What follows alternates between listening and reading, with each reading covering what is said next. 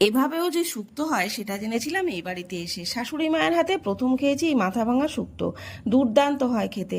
তার কাছ থেকেই শেখা এই রান্না। কড়াইতে তেল দিয়ে মাছের মাথা ভেজে উঠিয়ে নেব। এবারে ওই তেলে একটা তেজপাতা, পাঁচফোড়ন, কেটে রাখা পেঁপে দিয়ে ঢাকা দিয়ে দেব। এখানে শিলে আদা ও রাঁধুনি একসাথে বেটে নেব। এই বাটাতেই আবার সাদা ও কালো সর্ষেও বেটে রাখবো।